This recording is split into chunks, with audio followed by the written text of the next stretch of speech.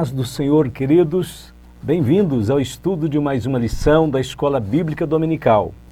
Hoje estudaremos a lição número 5 com o seguinte tema: o casamento de Ruth e Boaz, a remissão da família. No relacionamento de Boaz com Ruth, temos um tipo do relacionamento do Senhor Jesus Cristo com a igreja.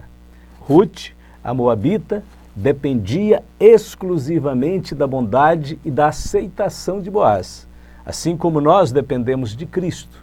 Desde o primeiro momento, Boaz disse pessoalmente a Ruth que permanecesse em seus campos e ficasse perto de suas empregadas, prometendo-lhe proteção contra possíveis abusos.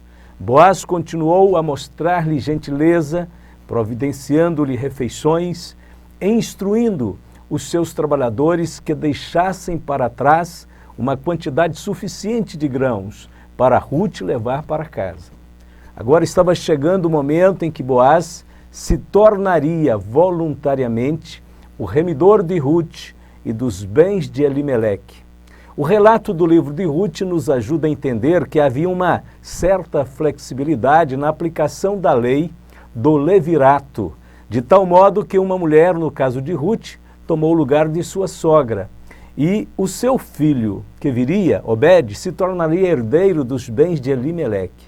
Porém, nada disso era problema, já que Noemi era idosa e só se preocupava com o futuro de Ruth. O olhar de Noemi era profundamente espiritual. Ela só buscava a herança espiritual da semente do Messias. O livro de Ruth é muito mais do que o relato de um casamento entre uma estrangeira pobre e desprezada e um israelita respeitável e rico. É o retrato de nosso relacionamento com Cristo. Como Ruth, não devemos nos contentar em viver de sobras, nem de viver de favores. Se buscarmos o Senhor Deus Todo-Poderoso, nos tornaremos participantes de tudo quanto Ele tem. Ponto de número 1, o compromisso de Boaz com Ruth, no lugar da bênção. Assim se ajuntou com as moças de Boaz para respigar até o fim da cega da cevada e do trigo, e morava com a sua sogra, Ruth 2:23. As duas principais colheitas de Israel haviam terminado. Ruth, porém, permanecia ao lado de Noemi. Seu espírito manso e quieto não lhe permitia que fosse se ajuntar com as pessoas mundanas daquele lugar. Sua lealdade e sujeição inspira Noemi, que desejava vê-la casada e feliz novamente. Ruth ainda era jovem e precisava de um lar. O casamento é uma instituição divina e, como tal, serve para dar estabilidade para o indivíduo, para a igreja e para toda a sociedade. A bênção de Ruth estava chegando e ela permanecia no lugar certo, o lugar da obediência. Iniciativa de Noemi. Certo dia, Noemi, sua sogra, lhe disse: minha filha, tenho que procurar um lar seguro para a sua felicidade. Boaz, aquele com cujas servas você esteve, é nosso parente próximo. Esta noite ele estará limpando cevada na eira. Lave-se, perfume-se, vista sua melhor roupa e desça para a eira. Mas não deixe que ele perceba você até que tenha comido e bebido. Quando ele for dormir, note bem o lugar em que ele se deitar. Então vá, descubra os pés dele e deite-se. Ele lhe dirá o que fazer. Respondeu Ruth: farei tudo o que você está me dizendo. Ruth, capítulo 3, verso de 1 ao 5. Podemos dizer que este texto revela uma grande sabedoria de Noemi. Ela sabia que Boaz demonstrava uma grande simpatia por Ruth e que ele estaria passando a noite na eira, a fim de guardar os seus cereais. Diante disso, Noemi dá instruções a Ruth como se preparar para encontrar com seu futuro remidor. O conselho de Noemi tem 5 passos que também podem ser aplicados em nossa relação com o Senhor Jesus Cristo. Então vamos lá. Primeiro, ela disse: lave-se. Segundo, unge-te. Terceiro, vista-se. Quarto, desça. E quinto, permaneça. Vamos lá. O primeiro passo da noiva de Jesus deve ser a da lavagem da regeneração. Lave-se, não pelas obras de justiça que houvéssemos feitos, mas segundo a sua misericórdia, nos salvou pela lavagem da regeneração e da renovação do Espírito Santo. Tito 3,5. Isto significa o novo nascimento, sem o qual não podemos entrar e nem ver o reino de Deus. O segundo passo é o da unção. Isto significa o batismo no Espírito Santo. Como Deus ungiu a Jesus de Nazaré com o Espírito Santo e com virtude, o qual andou fazendo bem e curando a todos os oprimidos do diabo, porque Deus era com ele. Atos 10:38. Da mesma forma como Jesus foi ungido com o Espírito Santo, nós, seus servos, também devemos ser ungidos. Disse-lhes, pois, Jesus outra vez: paz seja convosco, assim como o Pai me enviou, também eu vos envio a vós. E havendo dito isso, assoprou sobre eles e disse-lhes: recebei o Espírito Santo. João 20, 21 e 22. Devemos entender que a unção do Espírito Santo não é uma mera opção na vida cristã, mas é a própria essência do viver cristão. O terceiro passo que Noemi aconselhou a Ruth foi: vista-se seu melhor vestido. Temos que despojar do velho homem e nos revestir do novo homem. Que quanto ao trato passado vos despojeis do velho homem que se corrompe pelas concupiscências do engano, e vos renoveis no espírito do vosso sentido, e vos revistais do novo homem que segundo Deus é criado em verdadeira justiça e santidade. Aos Efésios 4, 22 e 24. O profeta Isaías nos fala sobre as vestes da salvação. Disse o profeta: regozijar-me-ei muito no Senhor, a minha alma se alegra no meu Deus, porque me vestiu de vestes de salvação, me cobriu com manto de justiça, como noivo que se adorna com atavios e como noiva que se enfeita com as suas joias. Isaías 61, verso 10. Estas vestes nos são dadas por ocasião do novo nascimento. Elas procedem da graça de Deus sem qualquer mérito de nossa parte. Só temos que estender as mãos e recebê-las pela fé na obra perfeita de Cristo na cruz. Sem essas vestes, ninguém poderá permanecer na sala do banquete nupcial das bodas do Cordeiro de Deus. Está escrito: e o rei, entrando para ver os convidados, viu ali um homem que não estava trajado com veste nupcial. E disse-lhe: amigo, como entraste aqui não tendo veste nupcial? E ele emudeceu. Disse então o rei aos servos: amarrai-o de pés e mãos, levai-o e lançai-o nas trevas exteriores. Ali haverá pranto e ranger de dentes, porque muitos são chamados, mas poucos escolhidos. Mateus 22, de 11 a 14. A Bíblia também nos ordena a revestirmos de toda a armadura de Deus. Revestivos de toda a armadura de Deus para que possais estar firmes contra as astutas ciladas do diabo. Efésios 6:11. Também devemos nos lembrar que quando o filho pródigo voltou para casa, o pai o vestiu com vestes dignas. O quarto passo é: desça. Isso fala da humildade necessária para se aproximar de Deus.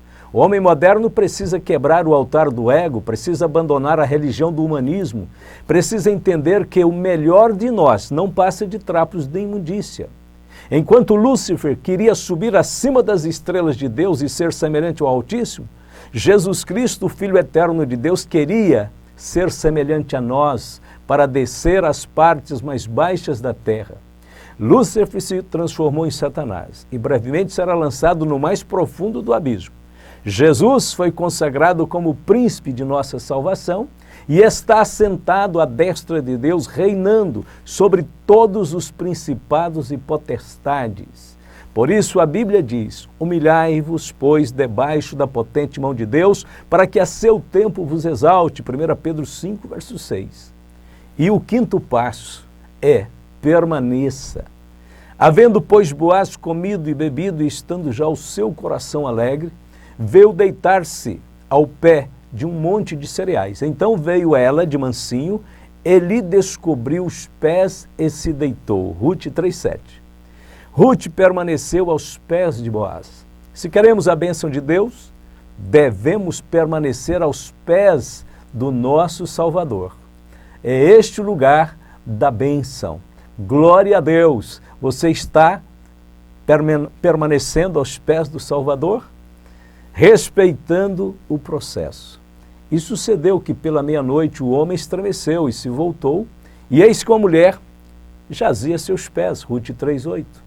Então, tarde da noite, Boaz acorda, assustado, com uma mulher deitada a seus pés e pergunta: quem és tu? Orientada por Noemi, Rute se identifica, lembra-lhe a condição de remidor e pede que estenda sobre ela a sua capa, como quem lhe estende o favor. Isto tudo acontece como Noemi predissera. Boaz aceita ser o remidor, mas outro parente mais chegado que ele tinha uma prioridade na remissão. Não obstante, Boaz assegura a Rute que tinha interesse em redimi-la. E disse ele: bendita sejas tu do Senhor, minha filha. Melhor fizeste esta tua última beneficência do que a primeira, pois após nenhum jovens foste, quer pobres, quer ricos. Agora, pois, minha filha, não temas, tudo quanto disseste te farei, pois toda a cidade do meu povo sabe que és mulher virtuosa. Porém, agora, é muito verdade que eu sou o remidor, mas ainda há outro remidor mais chegado do que eu. Fica-te aqui esta noite, será que pela manhã, se ele te redimir, bem está, ele te redima. Porém, se te não quiser redimir, vive o Senhor, que eu te redimirei, deita-te aqui até amanhã. Rute 3:10-13. Note-se, pelas palavras de Boaz, que ele foi totalmente respeitoso com Rute. Não houve qualquer contato íntimo entre eles. Não sabemos explicar porque Deus permitiu este processo na vida de Boaz e Rute. O que sabemos é que muitos têm perdido a bênção de Deus por não respeitar o devido processo preparatório para o casamento. Mesmo estando perto da bênção, esta pode ser perdida. O compromisso de Boaz com Rute nos ensina a esperar o tempo certo de Deus para alcançarmos a sua aprovação. A Bíblia diz: venerado seja entre todos o matrimônio e o leito sem mácula, porém aos que se dão à prostituição e aos adúlteros, Deus os julgará. Hebreus 13, verso 4. Ponto de número 2. O casamento entre Boaz e Rute, concluindo o negócio. Na manhã seguinte, Rute voltou para casa e contou tudo o que acontecera para Noemi. Agora era necessário aguardar que Boaz tomasse a iniciativa para resolver o processo da remissão.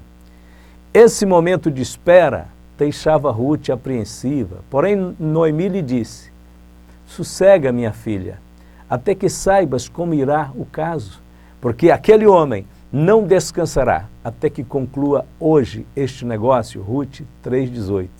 Noemi era uma mulher muito experiente, sábia, tinha discernimento. Agora, esperar não era fácil. Rute estava apreensiva. Provavelmente, a espera é a parte mais estressante de todo o processo. Porém, temos que saber esperar. Por outro lado, todo homem deve estar preparado para tomar iniciativas na vida, principalmente quando o assunto for casamento e vida conjugal. A liderança masculina exige atitude, amor responsável e honra à mulher como vaso mais fraco. Então, a Bíblia diz que na mesma manhã, Boaz se pôs a agir. Resgate e lei do levirato. A lei do parente remidor é apresentada em Levítico 25, 23-34. E a lei do casamento do levirato encontra-se em Deuteronômio 25, de 5 a 10. O propósito dessas leis era preservar o nome e proteger a propriedade das famílias em Israel. A terra pertencia a Deus e ele não queria que ela fosse explorada por ricos que se aproveitavam dos pobres e das viúvas. Quando essas leis eram obedecidas, o nome da família do falecido não morreria com ele e a sua propriedade não seria vendida para alguém fora da família. Infelizmente, os governantes israelitas não seguiram essas leis e os profetas tiveram de repreendê-los. Uma das causas do cativeiro babilônico foi o abuso da terra pelo povo de Israel. A palavra resgatar significa libertar pelo pagamento de um preço. No caso de Ruth e Noemi, a propriedade de Elimeleque havia sido vendida ou estava, de algum modo, hipotecada. Nem todos poderiam cumprir os deveres de um parente remidor. Por quê? Porque, em primeiro lugar, precisava ser um parente próximo. Segundo, era necessário ter recursos para pagar o resgate. E, um dos mais importantes, em terceiro lugar, o parente mais próximo tinha que estar disposto a pagar o devido resgate. Registro público. E Boaz subiu à porta e assentou-se ali.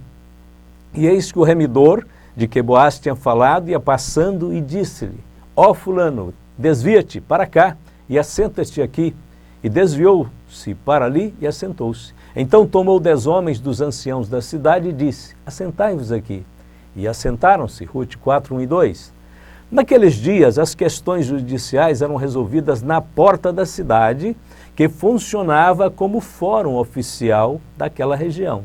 Isto tinha que ser feito na presença dos principais anciãos da cidade. Ao chegar à porta de Belém, então, Boaz reuniu 10 homens para servirem de testemunhas. Nesse momento, o parente mais próximo estava passando por ali.